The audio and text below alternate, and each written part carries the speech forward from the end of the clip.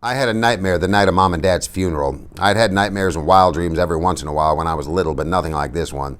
I woke up screaming bloody murder, and I never could remember what it was that had scared me. It scared Soda Pop and Derry almost as bad as it scared me. For night after night, for weeks on end, I would dream this dream and wake up in a cold sweater screaming, and I never could remember exactly what happened in it. Soda began sleeping with me, and it stopped recurring so often, but it happened often enough for Derry to take me to a doctor. The doctor said I had too much imagination. He had a simple cure, too. Study harder, read more, draw more, and play football more. After a hard game of football and 4 or 5 hours of reading, I was too exhausted mentally and physically to dream anything. But Derry never got over it, and every once in a while he would ask me if I ever dreamed anymore. Was it very bad? Two-Bit questioned. He knew the whole story, and having never dreamed about anything but blondes, he was interested. No, I lied. I had awakened in a cold sweat and shivering, but Soda was dead to the world. I had just wiggled closer to him and stayed awake for a couple of hours, trembling under his arm. That dream always scared the heck out of me. Derry started to say something, but before he could begin, Soda Pop and Steve came in. You know what? Soda Pop said to no one in particular. When we stomp the Soshis good, me and Steve here are going to throw a big party and everybody can get stoned. Then we'll go chase the Soshis clear to Mexico. Where are you going to get that dough, little man? Derry had found the cake and was handing out pieces.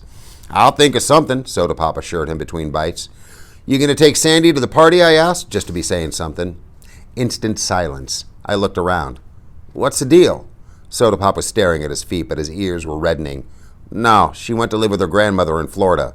How come? Look, Steve said, surprisingly angry. Does he have to draw you a picture? It was either that or get married, and her parents almost hit the roof at the idea of her marrying a 16-year-old kid. 17, Soda said softly. I'll be 17 in a couple of weeks. Oh, I said, embarrassed. Soda was no innocent. I had been in on both sessions, and his bragging was as loud as anyone's, but never about Sandy. Not ever about Sandy. I remembered how her blue eyes had glowed when she looked at him, and I was sorry for her. There was a heavy silence, and then Derry said, We better get on to work, Pepsi-Cola. Derry rarely called Soda by Dad's pet nickname for him, but he did so then because he knew how miserable Soda Pop was about Sandy. I hate to leave you here by yourself, Ponyboy, Derry said slowly. Maybe I ought to take the day off. I've stayed by my lonesome before. You can't afford a day off. Yeah, but you just got back, and I really ought to stay. I'll babysit him, Two-Bit said, ducking as I took a swing at him. I haven't got anything better to do. Why don't you get a job, Steve said. Ever consider working for a living? Work, Two-Bit was aghast. And ruin my rep? I wouldn't be babysitting the kid here if I knew some good day nursery open on Saturdays. I pulled his chair over backward and jumped on him, but he had me down in a second. I was kind of short on wind. I got to cut out smoking or I won't make track next year. Holler, Uncle. Nope, I said, struggling, but I didn't have my usual strength. Derry was pulling on his jacket. You two do up the dishes. You can go to the movies if you want to before you go see Dally and Johnny. He paused for a second, watching Two-Bit squash the heck out of me. Two-Bit, lay off. He ain't looking so good. Ponyboy, you take a couple aspirins and go easy. You smoke more than a pack today and I'll skin you, understood? Yeah, I said, getting to my feet. You carry more than one bundle of roofing at a time today, and me and Soda'll skin you. Understood? He grinned one of his rare grins. Yeah, see you all this afternoon. Bye, I said. I heard our Ford's vroom, and I thought, Soda's driving, and they left. Anyway, I was walking around downtown, and I started to take this shortcut through an alley. Two-Bit was telling me about one of his many exploits while we did the dishes. While I did the dishes. He was sitting on the cabinet sharpening that black-handled switchblade he was so proud of. And I ran into 3 guys. I says, howdy, and they just look at each other. Then one says, we would jump you, but since you're as slick as us, we figure you don't have nothing worth taking. I said, buddy, that's the truth, and went right on. Moral. What's the safest thing to be when one is met by a gang of social outcasts in an alley? A judo expert, I suggested. Nah, another social outcast. Two-Bit yelped and nearly fell off the cabinet from laughing so hard. I had to grin too. He saw things straight and made them into something funny. We're going to clean up the house, I said. The reporters or police or somebody might come by, and anyway, it's time for those guys from the state to come by and check up on us. This house ain't messy. You ought to see my house. I have, and if you had the sense of a billy goat, you'd try to help around your place instead of bumming around. Shoot, kid, if I ever did that, my mom would die of shock. I liked Two-Bit's mother. She had the same good humor and easygoing ways that he did. She wasn't lazy like him, but she let him get away with murder. I don't know, though. It's just about impossible to get mad at him. When we finished, I pulled on Dally's brown leather jacket. The back was burned black, and we started for 10th Street. I would drive us, Two-Bit said as we walked up the street trying to thumb a ride, but the brakes are out of my car. Almost killed me and Kathy the other night. He flipped the collar of his black leather jacket up to serve as a windbreak while he lit a cigarette. You ought to see Kathy's brother. Now there's a hood. He's so greasy he glides when he walks. He goes to the barber for an oil change, not a haircut. I would have laughed, but I had a terrific headache.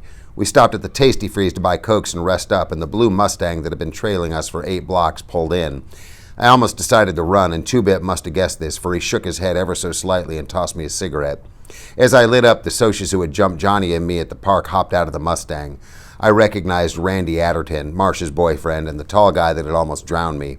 I hated them. It was their fault Bob was dead. Their fault Johnny was dying. Their fault Soda and I might get put in a boys' home. I hated them as bitterly and as contemptuously as Dally Winston hated. Two-Bit put an elbow on my shoulder and leaned against me, dragging on a cigarette. You know the rules. No jazz before the rumble, he said to the socias. We know, Randy said. He looked at me.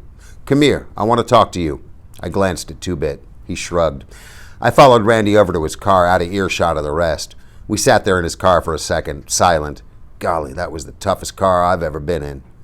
I read about you in the paper, Randy said finally. How come? I don't know. Maybe I felt like playing hero. I wouldn't have. I would have let those kids burn to death. You might not have. You might have done the same thing. Randy pulled out a cigarette and pressed in the car lighter. I don't know. I don't know anything anymore. I would have never believed that a greaser could pull something like that. Greaser didn't have anything to do with it. My buddy over there wouldn't have done it. Maybe you would have done the same thing. Maybe a friend of yours wouldn't have. It's the individual. I'm not going to the Rumble tonight, Randy said slowly. I took a good look at him. He was 17 or so, but he was already old, like Dallas was old. Cherry had said her friends were too cool to feel anything, and yet she could remember watching sunsets. Randy was supposed to be too cool to feel anything, and yet there was pain in his eyes. I'm sick of all this, sick and tired. Bob was a good guy. He was the best buddy a guy ever had. I mean, he was a good fighter and tough and everything, but he was a real person too. You dig? I nodded. He's dead. His mother had a nervous breakdown. They spoiled him rotten. I mean, most parents would be proud of a kid like that. Good looking and smart and everything, but they gave in to him all the time. He kept trying to make someone say no, and they never did. They never did. That was what he wanted, for somebody to tell him no, to have somebody lay down the law, set the limits, give him something solid to stand on. That's what we all want, really. One time, Randy tried to grin, but I could tell he was close to tears. One time, he came home drunker than anything. He thought they were going to raise the roof. You know what they did? They thought it was something they'd done. They thought it was their fault, that they'd failed him and driven him to it or something. They took all the blame and didn't do anything to him. If his old man had just belted him, just once, he might still be alive. I don't know why I'm telling you this. I couldn't tell anyone else. My friends, they'd think I was off my rocker or turning soft. Maybe I am. I just know that I'm sick of this whole mess. That kid, your buddy, the one that got burned, he might die? Yeah, I said, trying not to think about Johnny. And tonight, people get hurt in rumbles, maybe killed. I'm sick of it because it doesn't do any good. You can't win. You know that, don't you? And when I remained silent, he went on. You can't win, even if you whip us. You'll still be where you were before, at the bottom, and we'll still be the lucky ones with all the breaks. So it doesn't do any good, the fighting and the killing. It doesn't prove a thing. We'll forget it if you win or if you don't. Greasers will still be greasers and socias will still be socias. Sometimes I think it's the ones in the middle that are really the lucky stiffs. He took a deep breath. So I'd fight if I thought it'd do any good. I think I'm going to leave town, take my little old Mustang and all the dough I can carry and get out. Running away won't help. Oh, hell, I know it, Randy half sobbed. But what can I do?